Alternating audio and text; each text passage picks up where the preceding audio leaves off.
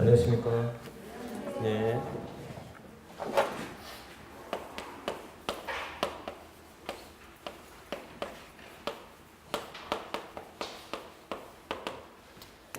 저는 지금 신동우 세무사라고 하고요.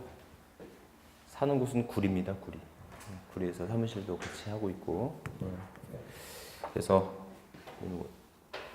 여러분하고 이제 부동산 세법에 대해서 같이 공부를 하시게 될 텐데, 자, 첫 강의입니다. 페이지 232페이지고요. 세법이라고 하는 과목이 어떤 과목인지는 천천히 말씀 좀 드릴게요. 근데 이제 공부 시작하기 전에 뭐 여러 가지 오리엔테이션 등을 했겠지만, 우리가 이제 이 공부를 왜 해야 되는지를 좀 한번 생각을 해볼게요. 근데 이게 재물재거든요. 이게 나흘산, 우리가 보통 재산 그러잖아요. 그렇죠? 근데 우리가 보통 재테크 그러지 않습니까? 그렇죠. 재테크 그럽니다. 선생님, 재테크 하면 어떤 게 생각나세요? 뭐 재테크 방법이다. 뭐죠? 그렇습니다. 우리가 온 개념 중에 하나가 부동산에 대해서 재테크를 좀 더 신경 써보려고 오신 거 아니겠습니까? 그렇죠? 이게. 그래서 재테크다라고 한다면 대표적으로 싸게 부동산 등을 싸게 사가지고 차익을 남겨서 팔면은 그게 하나의 재테크가 되는 거에 되지 않습니까? 그렇죠? 또는 주식을 사가지고 싸게 사가지고 비싸게 파는 이런 방식들이 하나의 재테크 방식이라는 거죠. 근데 아시겠지만 여러분들, 이제는 토지, 이런 어떤 토지는 모르겠지만 어떤 부동산 가지고 옛날처럼 큰 재테크를 하고 그런 시대는 솔직히 지나지 않습니까? 이게 주식은 너무나 위험성이 존재를 하고, 그래서 생각해 보시면 우리가 재테크라고 하는 방식은 약간 정적이에요. 사갖고 묻어뒀다가 나중에 몇십 년이 흘러 그것이 이익이 되면 뭐가 된다? 나한테 하나의 재산이 축적이 되는 그런 과정이 재테크의 방식인데, 여러분들 이런 재테크를 하지 말고요, 산테크를 하는 겁니다.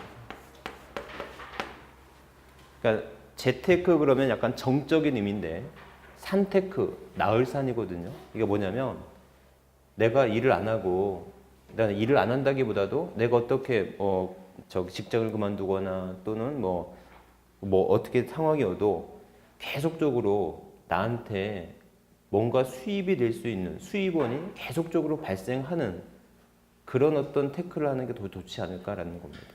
그러니까 옛날처럼 우리 할아버지 아버지 시대 때 땅을 싸게 사가지고 지금 몇십억이 되는 이제 그런 어떤 시대는 분명히 지났을 거라는 겁니다. 그렇죠? 이게 그렇다면 나한테 계속해서 수입이 될 수 있는 뭔가를 마련해야 되지 않습니까? 그게 대표적으로 뭐죠? 우리의 영원한 꿈 뭡니까? 건물주죠, 건물주. 임대죠. 임대업이라고 하는 게 상당히 좋은 것이, 내가 일을 안 하더라도 나한테 계속해서 뭔가 들어올 수 있는 수입원이 되지 않습니까? 그렇죠? 예, 건물주가 되는 게 우리의 어떤 꿈이지 않습니까? 그렇죠? 또 하나 그런 게 뭐가 있냐면, 여러분들 연금이 있죠. 근데 우리가 연금을 좀 신경 써야 되는 이유가 뭐가 된다? 제가 일을 그만둬도 생활이 될 수 있는. 그래서 공무원이 어떻게 이렇게 크게 요즘에 애들한테도 선망의 직업이 되고 그러는 거 아니겠습니까? 그렇죠? 이게. 자, 그런데 조금만 더 생각해 보면 여러분들, 자격증이라고 하는 것도 그렇더라는 거예요. 여러분들 공인중개사를 만약에 합격을 하신다면 장밋빛 인생이 도래하는 거 아니겠죠? 변호사도 망하고 의사들도 파산을 합니다. 그렇죠? 그런 상태에서 공인중개사 합격했다고 해서 공인중개사를 합격했다고 해서 뭐 장밋빛 인생이 펼쳐지거나 그러지 않는 거는 분명히 아실 거라는 거죠. 그런데 이 자격증이라고 하는 공인중개사라고 하는 자격증이요, 내가 정년이 돼서 퇴임을 하더라도 내가 소일거리로서 내가 욕심 부리지 않고 내가 내 일하면서 충분히 수입을 얻을 수 있는 그런 자격증은 분명히 되더라는 거죠. 떼돈을 벌 수 있는 자격증 아니에요. 물론 떼돈도 벌 수 있지만 확률상 그렇게 떼돈을 벌 수 있는 그런 것은 아니죠. 근데 충분히 외제차 사면서 충분히 자기 일을 하면서 자기 어떤 그 존재감 있으면서 할 수 있는 그런 자격증 하나가 이 공인중개사 자격증이라는 것이죠. 제가 이제 이렇게 굳이 말씀드리는 것은 여러분들이 왜 이 공인중개사 자격증을 해야 되는 건가라는 거죠. 이게. 그래서 여러분들이 뭐 이거 안 해도 먹고 사실 수 있는데 굳이 이렇게 힘들게 공인중개사 자격증을 따서 뭐 할 건가라는 거죠. 굳이 돈을 많이 벌기 위해서.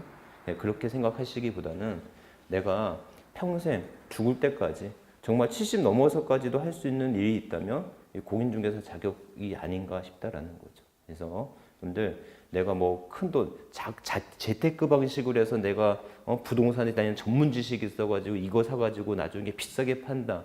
어떤 그런 것도 좋을 수 있죠. 정보가 있고 능력이 된다면. 하지만 조금 더 소소하게 본다면 나한테 계속해서 수입이 될 수 있는 어떤 뭔가를 만들어 두는 방법. 물론 건물주의면 좋겠지만 우리 태생상 건물을 갖기가 지금 쉽지 않기 때문에 그렇게 해두는 것도 하나의 좋은 방법이다. 그래서 다시 한번 말씀드리지만 공인중개사라고 하는 공부를 왜 해야 되는가라고 하는 거 이거 없이 공부를 시작하면 중간에 포기하기가 쉽죠. 무슨 말인지 아셨죠?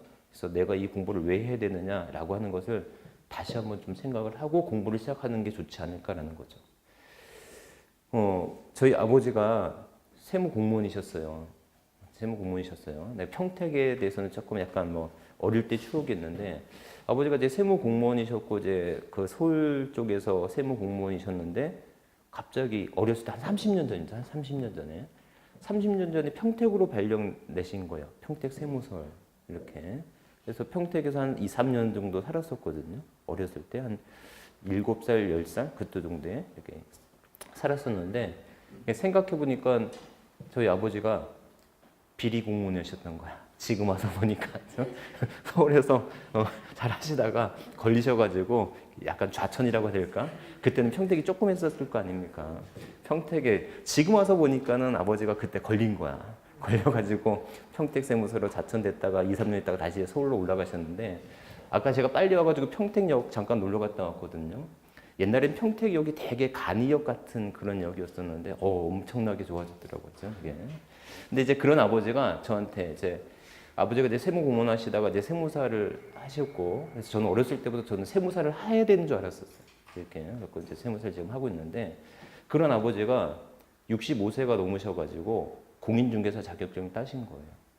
공부를 하셔가지고 그러더니 어느 날 저한테 그러는 거야. 야 동우야, 내가 세무사도 해보고 공인중개사도 해봤는데 이 공인중개사 자격이 너무나 좋더라는 거예요. 너무나 매력 있다라는 거예요. 그러니까 너도 나중을 위해서라도 꼭 공인중개사를 꼭 합격을 좀 해두라고. 너무나 좋은 자격증이더라라고. 이렇게 뭐가 좋은지는 네가 해보면 알겠는데 내가 이것도 해보고 이것도 해보니까 상당히 좋은 직업이더라라는 거예요. 아셨죠? 그래서 여러분들 공인중개사 된다고 장밋빛 인생 걸리지 않지만 그래도 정년 퇴임해서 내가 꾸준히 뭔가 할 수 있는 그런 부분이 분명히 있으니까 여러분들 다시 한번 왜 공부를 해야 되는지 다시 한번 꼭 생각을 하시고 그래야지만 이 공부가 포기가 안 돼요. 쉽지 않습니다. 그렇다고 막 어려운 것도 아니지만 그렇게 쉬운 공부는 분명히 아니게 여러분들이 어느 정도 목표가 있지 않으면 포기할 수 있는 그런 공부가 된다라는 거. 그러니까는 좀 왜 이 공부를 해야 되는지를 먼저 좀 생각을 해보시라고요. 아셨죠? 그다음에 이 공부가 어떻게 되는지는 좀 이따 보도록 하고요. 여러분들 232페이지 이제 세법입니다. 세법. 여러분들 부동산 세법이라고 하는 거예요. 조세입니다. 조세. 조세. 근데 우리가 조세라고 하는 건데 조세가 뭐냐? 거기 한번 읽어볼게요. 232페이지 보시면 국가 또는 지방자치단체가 재정 수입을 조달할 목적으로 법률에 규정된 과세요건을 충족한 모든 자에게 직접적 반대급부 없이 부과징수하는 경제적 부담을 말한다 이렇게 돼 있어요. 자, 이런 거 외울 필요 없습니다. 제가 중요하다고 생각하는 것만 외우시면 돼요. 자, 여러분들 조세라고 하는 게 뭐냐라는 거예요. 근데 조세의 정의를 외우는 것보다 조세하고 비교되는 개념을 외우시면 돼요. 외운다기보다도 그냥 알으시면 돼요. 근데 우리가 공과금, 국민연금, 건강보험료 이런 거 있죠. 이런 거를 준조세라고 하지 걔는 조세라고 말을 하지 않습니다. 그럼 건강보험료나 국민연금은 더 엄밀히 말하면 공과금에 해당되는 금액들이에요. 그럼 조세라고 하는 것과 공과금이라고 하는 것의 차이는 뭘까? 조세라고 하는 것과 공과금의 차이? 이게 뭘까? 라는 거예요. 그래서 여러분들 부가권자의 차이인데요. 이런 것은 조세는 부가권자가 국가이거나 지자체가 되는 것을 말합니다. 그래서 국가가 부과하는 세금을 국세, 지자체가 부과하는 세금을 지방세라고 표현을 하겠죠. 이에서 공과금은 국가나 지자체가 부과권자가 아니라 공공단체가 공공요금에 사용하기 위해서 징수하는 금액을 공과금이라고 표현을 하는 거예요. 아셨죠? 그래서 조세하고 공과금은 그런 차이가 있다. 그래서 여러분들 국민연금 건강보험료를 조세라고 표현하지는 않지만 조세에 준하는 것으로서 준조세라는 표현을 쓰게 되죠. 여러분들이 우리가 생활하면서 조세, 세금이 무섭다고 하지만 현실적으로는 이런 준조세들, 건강보험료, 국민연금의 부담이 오히려 더 크게 부담되는 그런 상황입니다, 이게. 그래서 어찌됐건 개념이 그런 차이가 있고요. 여러분들, 조세라고 하는 것과 벌금, 과태료 등의 차이는 뭘까요? 우리가 속도 위반을 했다, 또는 주차 위반을 했다, 딱지를 끊는다고 하지 않습니까? 그럼 이렇게 세금으로 내는 것과 벌금 등으로 내는 것의 차이는 뭘까라는 거예요. 요게. 그래서 여러분들 조세는 좀 어려운 말인데 재정 수요 충족 목적이에요. 재정 수요 충족 목적이다. 우리가 관공서 와서 불만 있을 때 그들 앞에서 하는 소리가 대부분 뭡니까? 공무원들 입장에서 가장 짜증나는 일이지만 당신들이 말이지 누구 돈으로 먹고 사는데 이런 말 하는 거 아닙니까? 그래서 재정 수요 충족 목적이라고 하는 것은 당연히 공무원의 월급으로도 충당이 되고 기타의 사업에도 충당되는 이런 목적인데, 그러면 벌금 등으로서 징수하는 금액은 이것은 조세하고는 어떻게 틀린가라고 했을 때 당연히 벌금 등도 재정 수요 목적이 충족 목적이 있죠. 그렇죠. 그래서 국가 재정이 좀 힘들면 경찰서 쫙 나와 있지 않습니까? 그런 목적도 있지만 이런 벌금 등의 제1차적 목적은 질서 유지 목적이래요. 질서 유지 목적. 그래서 조세와 벌금 등의 차이가, 이런 차이가 있을 수 있다는 거 기억하시면 되겠고, 자, 그 다음에 조세라고 하는 것과 수수료, 이런 차이. 그래서 여러분들 물론 공과금도 해당되는 거 맞지만 기본적으로 여러분들 전기세, 수도세 아니죠. 전기세, 수도세라고 표현하면 안 되는 거죠. 뭐라고 해야 됩니까? 전기 요금, 수도 요금이죠. 그렇죠. 그래서 우리 와이프도 가끔씩 그렇게 말합니다. 전기세 내게 돈 좀 달라고. 전기세 내게 돈 좀 달라고. 아니, 세무사 남편을 둔 사람이 전기세, 수도세 이렇게 말한다고 제가 뭐라고 하긴 하지만 전기세, 수도세라고 하는 것이 아니라 전기, 요금, 수도, 요금이라고 해야 돼요. 그러면 우리가 말하는 세금하고 그다음에 이런 수수료 또는 공과금 이런 것의 가장 근본적인 차이는 뭐냐면, 좀 어려운 말인데 조세는 반대급부가 아니에요. 이에 비해서 수수료는 반대급부에 해당됩니다. 그래서 세금을 많이 냈다고 해서 우리 국방의 서비스나 치안의 서비스나 또는 행정 서비스가 더 많이 제공되는 거 아니죠. 내가 세금 못 냈어, 체납이 됐어 라고 해서 국방의 서비스나 치안의 서비스, 행정의 서비스에서 배제되지는 않는 거라는 거죠. 내가 내는 세금하고 그로 인해서 국가로 받는 서비스가 서로의 급부와 반대급부의 관계가 아니라는 거예요. 내가 국가로부터 뭘 받았기 때문에 내는 게 아니라는 겁니다. 무슨 말인지 아셨죠? 조세라고 하는 것은 이거는 어떤 서비스 질에 또는 서비스의 양에 관계없이 하나의 헌법에서 주어진 의무로서 내는 것이지, 내가 세금을 냈다고 해서 어떤 서비스에서 더 받거나 안 냈다고 해서 배제되는 그런 관계가 아니라는 겁니다. 하지만 전기요금이나 수도요금은 4달만 뭐가 되면, 체납이 되면 어떻게 돼요? 그는 단수한다고 하지 않습니까? 그래서 이거는 내가 제공받은 급부에 대해서 반대급부로 내게 되는 것이 뭐가 된다? 수수료가 된다라는 거예요. 그러니까 조세하고 이런 차이가 있다. 그러니까 이런 것들은 상식적으로만 알고 계시면 돼요. 그래서 여러분들 요람에서 무덤까지라고 하는 옛날 그 수거, 옛날에 어떤 그런 말이 있는데, 요람에서 무덤까지라고 하는 것은 어떤 거를 나타내는 말일까라는 겁니다.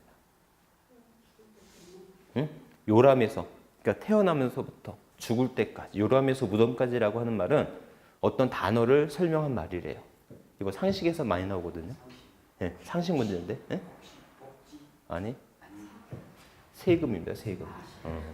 요람에서 무덤까지를 이거는 세금을 설명한 말이래요. 아셨죠? 이게 상식적인데 이런 세금이라고 하는 것이 그런 차이가 있다라는 거. 그래서 여러분들 이런 건 시험 문제 안 나와요. 그냥 상식적으로 우리가 이제 공부를 시작하기에 앞서서 기억하시라고 하는 건데, 다만 232페이지에서 여러분들 시험 문제 나올 수 있는 것은 조세의 납부 방법입니다. 박스 안에 6번 조세 납부 방법 있죠? 예, 그것만 표시. 우리가 여기 온 목적은 상식을 배우려고 온 게 아니라 시험에 합격하려고 온 거지 않습니까? 그러니까 중요한 건 알고 모르고 다 떠나서 시험 문제 뭐가 나와, 이게 더 중요한 거 아니겠어요? 그래서 여러분들 시험 문제 뭐가 나오냐면 6번, 6번 납부 방법이 나옵니다.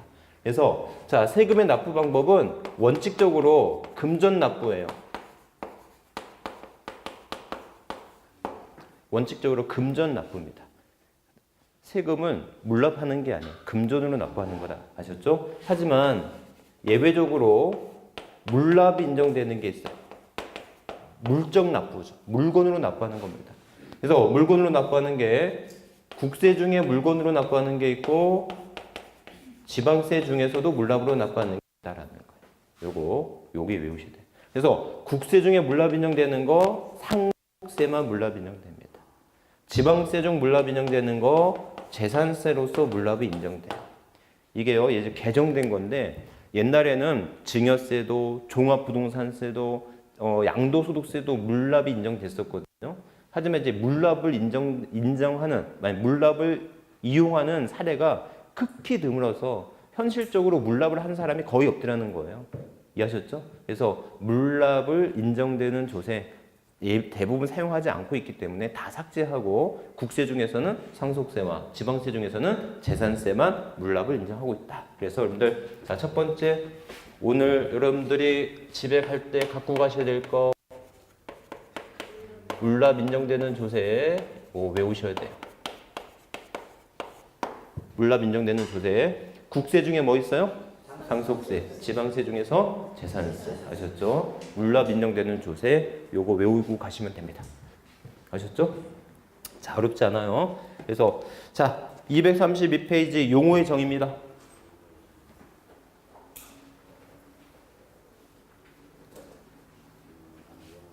용어의 정리. 이렇게.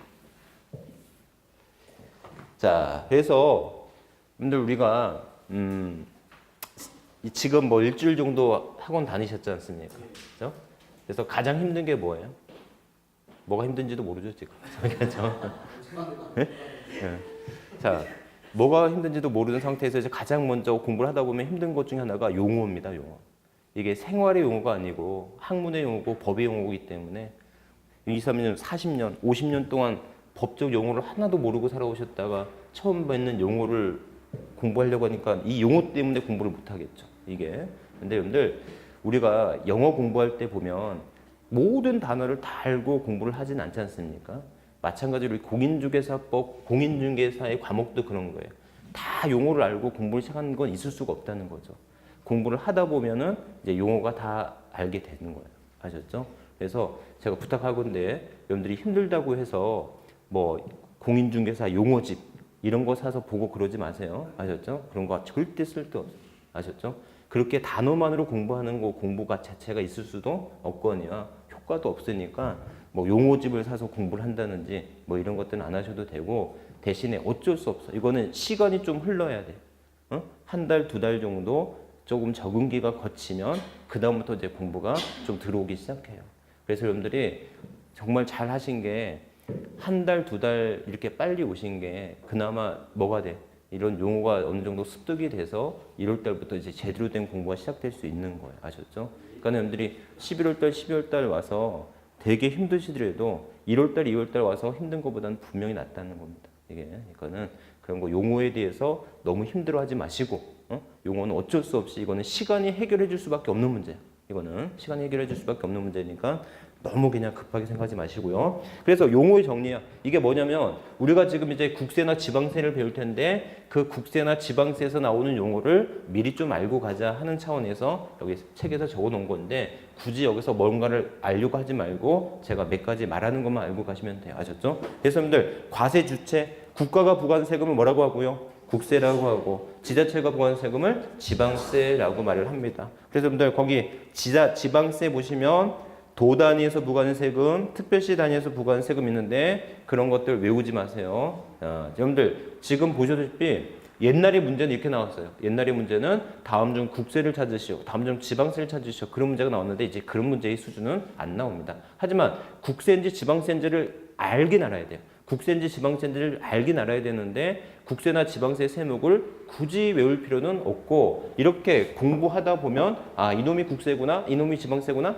당연히 자연스럽게 알게 되니까 굳이 외우려고는 하지 마세요. 자 우선 물납 인정되는 조세 국세 중에 뭐 있어요? 상속세, 지방세 중에 재산세. 자 모르긴 몰라도 상속세가 국세인지 알겠죠. 재산세가 지방세인지 알겠지 않습니까? 이렇게 공부하다 보면 국세인지 지방세인지가 나오니까 굳이 여기에 있는 지방세 세목을 외우거나 국세 세목을 외우거나 그러지 않으셔도 됩니다. 아셨죠? 자, 두 번째 과세 대상 이런 거 넘어가고요. 세액의 계산 여러분들 거기에서 산출세액이란 단어가 있죠.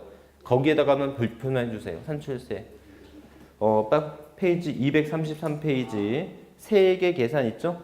세액의 계산의 첫 번째 점 보시면 산출세액은 뭐 곱하기 뭐다? 과세표준 곱하기 세율이다. 모르긴 몰라도 이 말 한마디만 좀 기억하세요. 과세표준 곱하기 뭐 하면? 세율하면 뭐가 된다? 산출세액이에요. 자 예를 들어서 여러분들 내가 건물을 1억 주고 샀어요. 건물을 1억을 주고 돈을 주고 샀어요. 그러면 궁금한 게 뭡니까? 취득세가 얼마냐 중요해요. 그러면 얼마면 돼? 안 돼? 얼마면 돼? 얼마면 돼? 1억 주고 샀는데 취득세 얼마면 돼? 라고 했을 때 취득세를 계산하는 방법은 과세표준 곱하기 세율하면 된다. 취득세의 과세표준은 취득가액이 되겠죠. 취득가액이 1억으로 정해졌으니 뭐만 알면 됩니까? 세율만 알면 과세표준 곱하기 세율하면 이걸 뭐라고 한다? 산출세액이라고 표현한다라는 거. 아셨죠? 그 개념만 그냥 알고 계세요. 지금 몰라도 돼요. 자 넘어갑니다. 쭉 넘어가요. 자 넘어가는 거 여러분들 굳이 넘어가는 거 굳이 읽으려고 하지 마시고 그냥 넘어가세요. 넘어가고 제가 외우는 방법 외우시면 돼요. 자 징수 방법이 있는데 여러분들 세금을 납부하는 방법은 크게 무슨 납부가 있죠? 신고에 의한 납부하고 고지서에 의한 납부가 있을 수 있어요. 세금을 납부하는 방법은 스스로 신고해서 납부하는 방법이 있고 그 다음에 고지서에서 납부하는 방법이 있다. 이때 신고에 의한 납부 기간 내 납부를 못했어요. 신고하고 납부하라고 했는데 그 기간 내 납부를 못했어. 그럼 거기에 따른 불이익이 있어야 되겠죠. 거기에 따른 불이익을 뭐라고 하냐면 가산세라고 합니다. 가산세.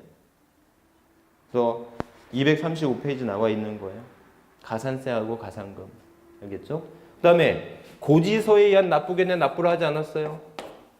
고지서에 의한 납부에는 납부를 하지 않았어. 이때 나오는 금액을 가산금이라고 합니다. 아셨죠?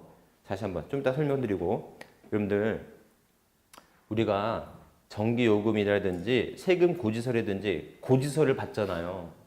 그 고지서를 한번 잘 보세요. 어떤 고지서든 고지서 금액을 딱 보면 청색으로 돼 있어. 납기 내 금액이 있고 적색, 빨간색으로 납기 후 금액이 있어요.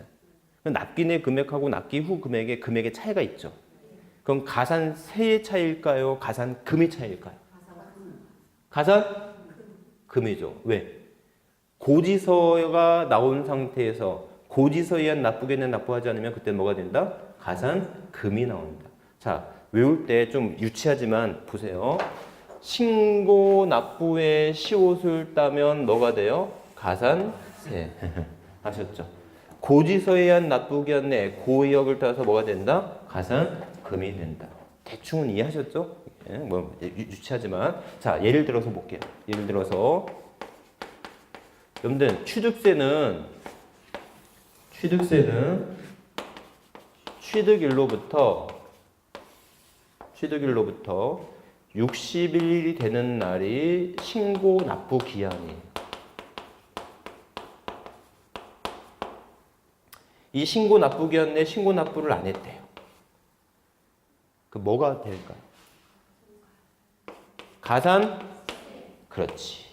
신고 납부 기한 내에 신고 납부하니까 가산세가 나오는 거잖아요. 아셨죠? 그러면 제대로 된 신고 납부를 안 했고 못했기에 지자체는 고지서를 날려보내겠죠. 처음에 너 신고하도록 됐는데 신고를 안 했으니까 지자체가 가만히 있을 수는 없잖아요. 고지서 날려보내겠죠. 그러면 고지서에 정해진 뭐가 정해져 있습니까? 납부 기한이 정해져 있겠죠. 그러면 이 납부 기한 내에 납부를 못했어요. 그럼 이때 나오는 걸 뭐가 되겠습니까? 가산금이 부과되겠죠. 이해하셨죠? 자, 그러면 예를 들어서 여러분들 재산세 같은 걸 한번 볼까요? 재산세는요, 6월 1일 날 과세 기준일이라고 해서 6월 1일 소유자에게 재산세를 부과해요. 아셨죠? 그러니까 재산세는 신고 의무가 없어. 재산세는 오로지 과세권자가 세금을 계산해서 고지서만 날려보내요. 그러면 신고 납부가 없기에 과세권자가 고지서를 발부하고 고지서에 의한 납부 기한 내에 납부를 안 했어요. 그럼 이때 나오는 거 뭐겠어요? 가산금이죠. 맞죠? 자, 요약해 볼까요? 요약해 볼까? 우리가 취득세 등이 있고 재산세를 비교했을 때 여러분들 이런 세목에 가산세가 적용되는지 가산금이 적용되는지를 비교해 보면 취득세는 가산세 적용합니까 안 합니까? 취득세 가산세 규정 적용될 수 있죠. 신고를 안 하거나 신고를 못 하거나 신고를 과소신고했을 땐 가산세 규정이 적용되겠죠. 그리고 가산세를 포함한 금액이 고지가 되었을 때 그 고지서에 의한 납부기한에 적용하지 않으면 납부하지 않으면 가산금의 규정도 적용하겠죠. 이에서 재산세는 신고 등의 의무가 적용되지 않죠. 신고 등의 의무가 적용되지 않기 때문에 가산세가 적용될 여지가 없고 대신에 고지서상의 납부기한에 납부하지 않으면 뭐는 적용될 수 있다? 가산금은 적용될 수 있다라는 거예요. 이해하셨겠습니까? 이게요. 그래서 이렇게 다시 한번 처음에 공부할 때 가산세와 가산금이 좀 헷갈리거든요. 그래서 여러분들 신고 등의 의무를 이행하지 않으면 나오는 게 뭐라고 한다고요? 가산세.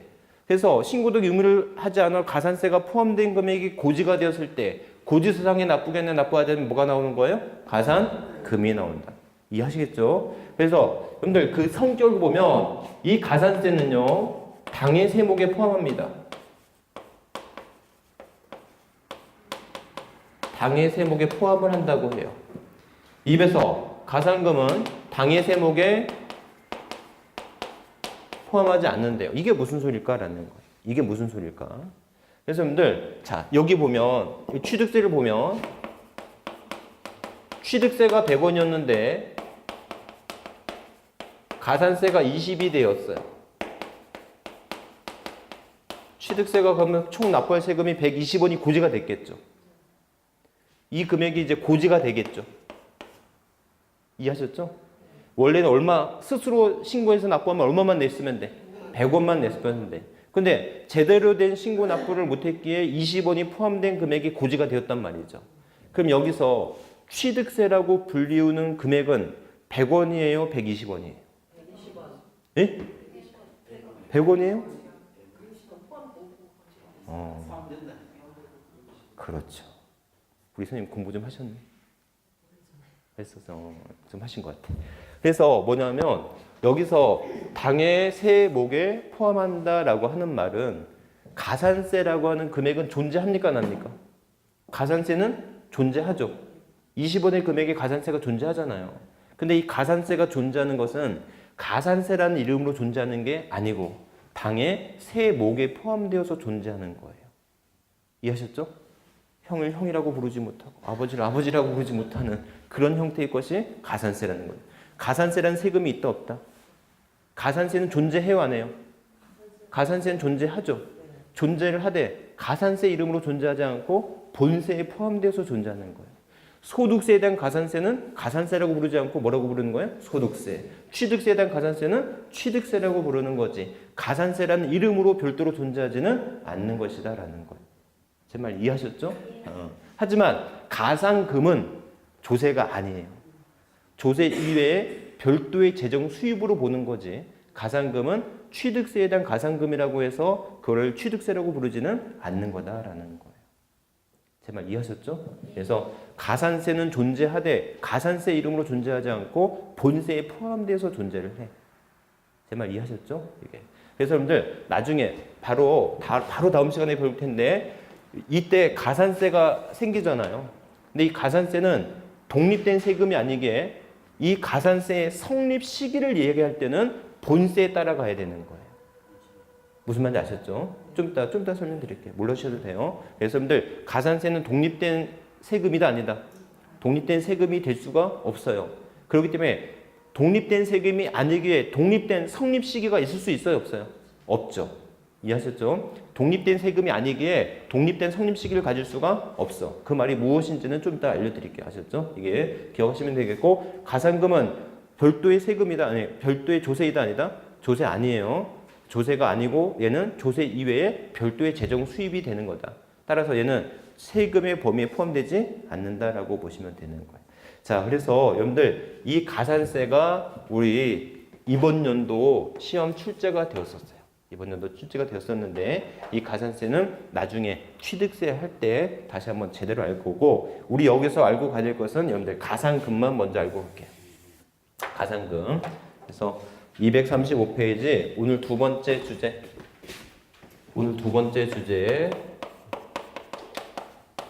가산세 가산금 요거 알고 가야 되겠습니다.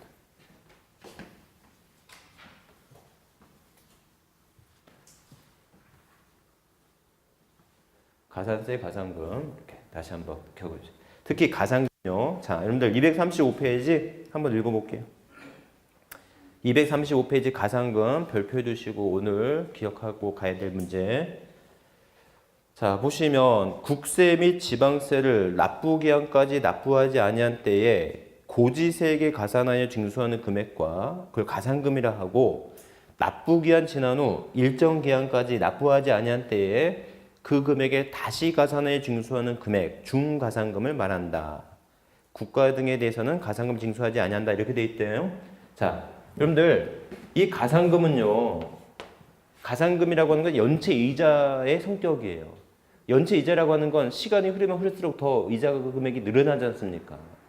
근데 우리 국세나 지방세에서의 가산금은 일수 계산, 일할 계산을 하는 게 아니라 어떻게 나누냐면 자, 좁은 의미의 일반 가산금이 있어요. 좁은 의미의 일반 가산금. 그래서 얘는 고지서에 적힌 최초의 납부기한까지 납부하지 않으면 고지서에 적힌 날까지 납부하지 않으면 무조건 3% 때립니다. 어마어마한 이자율이죠.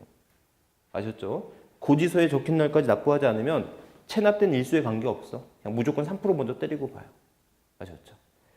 근데 이게 얼마나 큰 이자율이냐면 제 거래처의 사장이 그 은행 지점장이 부탁을 해서 10억을 정기예금 1년짜리를 해놨어요. 갖고 1년 후에 10억을 1년 후에 정기예금을 넣어가지고 1년 후에 이자까지 받았대요. 그 이자 얼마 받았는지 아십니까? 얼마 받았을 것 같아요? 10억을 현금으로 넣고 은행에 그래서 10억 원금하고 이자를 추가로 받았는데 이자 소득세 빼고 받는 금액 얼마 정도 될까? 3천만 원? 3천만 원? 예? 네? 1,000만 원 받았답니다. 1,000만 원. 야, 10억을 1년 동안 그냥 묵혀두고 은행에서 받는 이자가 1,000만 원밖에 안 되는 거예요. 이제 예금을 하시겠습니까? 안 하겠습니까? 안 하고 10억을 돌려가지고 1년 돌려가지고 1년에 1,000만 원 받는다면 안 하는 게 낫겠죠. 무슨 말인지 아셨죠? 이게 예, 그만큼 이자율이 싸다는 거예요. 이게 그런데 우리 세금 체납하면 고지서에 적힌 날까지 하루라도 늦으면 무조건 몇 프로 때려버리는 거예요? 3%라는 어마어마한 금액을 때리는 거예요. 그것뿐만이 아니라 중가산금이라고 해요. 중가산금이라고 해서 1.2% 곱하기 경과된 월수로 하면 된다는 거예요. 그러니까 그로부터 최초 납부기한이 경과한 날부터 매 1월이 경과할 때마다 얼마씩? 1.2%씩 때린다는 거예요. 아셨죠? 근데 이 월수는 60개월을 초과할 수 없답니다.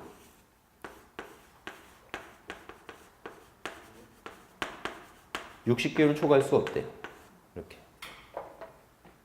아셨죠? 60개월 초과할 수 없다. 이렇게. 자, 예를 들어볼게요. 예를 들어볼게요.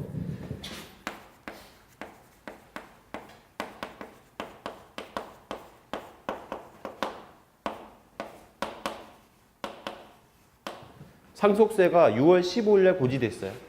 그래서 고지서상 납부기한이 6월 31일이래요. 근데 실제 납부일은 9월 28일이었어요. 그럼 이때 상속세 및 가산금은 얼마일까요? 총 얼마일까? 자, 어찌됐건 상속세 1,000만 원 내야 되겠죠? 그 다음에 가산금 내야 되겠죠? 가산금 1,000만 원 곱하기 3% 하니까, 그러니까 6월 30일이 경과되는 순간 무조건 3% 때린다는 거죠. 그럼 얼마예요? 1,000만 원의 3%가 30만 원이면 되죠. 이게 계산이 힘드시겠죠? 자, 중과상금이에요. 중과상금 얼마예요? 1,000만 원 곱하기 1.2%까지는 알겠어. 그러면 2개월 28일이 지금 체납되어 있는 상태잖아요. 그럼 2개월 28일은 2로 봐야 돼요? 3으로 봐야 돼요? 아, 이게 문제네. 자, 네? 왜요? 오, 맞습니다. 매월이 경과할 때마다니까. 2개월 28일은 2개월이 경과된 거지 3개월이 경과된 거는 아니죠. 그러니까 월 미만의 일수는 그냥 절사하면 되는 거예요. 아셨죠? 그 미다. 그래서 2.4%가 되고 24만 원이 나오는 거. 가산금 이렇게 계산하는 거다라는 거. 이해하셨죠? 그래서 최초 고지서에 적힌 날 최초 납부기한 납부하자면 무조건 3% 때려놓고, 그로부터 매월이 경과되면 1.2%씩 더 추가적으로 가산금이 나온다. 근데 그 월수는 몇 개월 초과할 수 없다? 60개월 초과할 수 없다라는 거. 알겠죠? 여러분들, 자, 질문. 중요한 건 아닌데, 가산금 및 중가상금의 최고 한도는 72%이다. 이 말 맞을까? 가산금 및 중가상금의 최고 한도는 72%한다. 1.2% 곱하기 하면 60개월 하면은 72% 맞죠? 맞아요, 틀려요? 그렇죠. 가산금 및 중가상금의 최고 한도는 75%가 되겠지. 중가상금의 최고 한도는 72%가 왔는데 가산금 및 중가상금 그랬으니까 75%가 돼야 되는 거죠. 이해하셨죠? 이해하셨죠? 봐봐, 여기 60개월 곱하면 이게 72%가 되잖아. 72% 플러스 3%면 가산금 및 중가상금의 최고 한도는 75%여야 되겠죠. 아셨죠? 이게. 자, 그런데 여기 보시면 중가상금 페이지 235페이지예요. 페이지 235페이지 보시면 중가상금, 그래서 매월 1.2% 60개월이죠. 오케이? 그 다음에 국세 100만 원 이상, 지방세 30만 원 이상이에요. 오케이? 자, 그러면 이게 무슨 말인가 하면, 여러분들,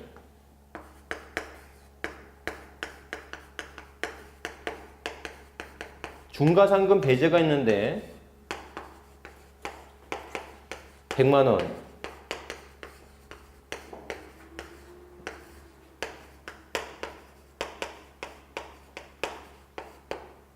국세는 100만 원, 지방세는 30만 원 미만 시에 뭐를 적용하지 않겠다? 중가산금을 배제하겠다는 거예요. 오케이? 자, 그러면 이걸 예를 들어 보면, 봐봐요. 자, 상속세를 10만 원이라고 가정하죠. 다 똑같아요. 어떻게 되죠? 상속세는 10만 원. 오케이? 그 다음에 10만 원 곱하기 3%는 3,000원. 그죠? 오케이? 그 다음에 10만 원 곱하기 1.2% 곱하기 2는 하지 않겠다라는 거예요. 이해하겠어요? 네? 그러니까 세금이 국세일 때는 100만 원, 지방세일 때는 30만 원 미만 시에는 뭐를 적용하지 않겠다? 중과상금을 적용하지 않는 것이지 가산금은 적용한다라는 거죠. 이해하겠습니까? 자, 요약을 해볼까요? 요약해보죠. 국세는 얼마? 100만 원. 지방세는 얼마예요? 30만 원이죠. 이게 미만일 수 있고 이상일 수 있죠. 그렇죠? 그랬을 때 가산금은 어떻게 해야 되고 중과상금은 어떻게 되죠? 100만 원, 30만 원 미만 시 가산금 적용합니다. 하지만 중과상금은 적용하지 않고 100만 원, 30만 원 이상이라면 가산금 당연히 적용하고 중과상금도 적용한다. 아셨죠? 그래서 여러분들 자 주의 이런 말이 나와요. 100만 원, 30만 원 미만일 때 가산금 및 중과상금의 규정은 적용하지 않는다. OS, X. 100만 원, 30만 원 미만일 때 적용하지 않는 것은 중과상금을 적용하지 않는 거지 뭐는 적용한다. 가산금은 적용한다. 오케이? 이해하시죠? 그래서 여러분들 다시 한번 여기서 보면 100만 원, 30만 원 미만일 때 적용하지 않는 걸 뭘 적용하지 않는 거예요? 중과상금을 적용하지 않는 거지 가산금은 적용한다라는 거. 이해하겠죠? 그래서 여러분들 요거 옆에다가 저기 정리를 좀 이렇게 해두시면 돼요. 이렇게. 그래서 여러분들 우리 235페이지까지 와서 기억하시면 오늘 첫 번째 시간 공부한 거 뭐였냐면 자, 다시 한번 정리해 볼게요. 다시 한번 우리가 공부 뭐 했는지 첫 번째 시간 공부했는데 여러분들 물납이 인정되는 조세 이거 외우고 가면 돼요. 세금이라고 하는 게 뭔지 벌금과 무슨 차이가 있는지 그런 거 기억 안 해도 돼. 쓸데없는 거 기억하지 마시고 우리가 기억할 것만 기억하고 하면 되는데 자 조세는 원칙적으로 금전 납부를 하되 물납 인정되는 조세 있다. 국세 중 물납 인정되는 조세 상속세, 지방세 중 물납 인정되는 조세 재산세 그것만 외우고 가고요. 자 두 번째 신고 납부를 해야 되는데 신고 납부 기한 내에 신고 납부를 하지 않을 때 나오는 것을 가산세 고지서에 의한 납부 기한에 납부를 하지 않으면 가산금 기억하시면 돼요. 가산세는 중요한데 이 가산세는 별도로 나올 때 그때 다시 한번 공부를 할 거고 그래서 가산금 먼저 공부를 하고 가죠. 가산금은 크게 좁은 의미의 일반 가산금과 중가산금으로 나눌 수 있다라는 거 알겠죠? 그래서 일반 가산금은 최초의 납부기한에 납부를 하지 않으면 몇 프로? 3%. 중가산금은 매 1월이 경과할 때마다 1.2%씩 때리게 됩니다. 이때 월수는 몇 개월 초과할 수 없다? 60개월 초과할 수 없다라는 거. 중과상금 배제 기준 금액이 있죠? 중과상금 배제 금액은 국세일 때는 100만 원, 지방세일 때는 30만 원 미만 시에는 뭐를 적용하지 않는다? 중과상금을 적용하지 않는 거지 가산금은 적용을 한다라는 것만 기억하시면 되죠. 아셨죠?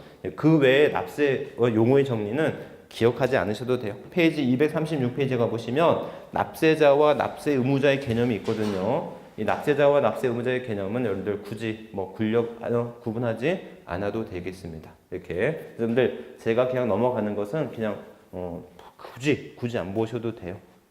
이거는 보시면 되겠고 자 납세 의무의 성립 확정 소멸인데 이거는 좀 쉬었다가 여기서부터 보도록 할게요. 좀 쉬었다가 하실게요.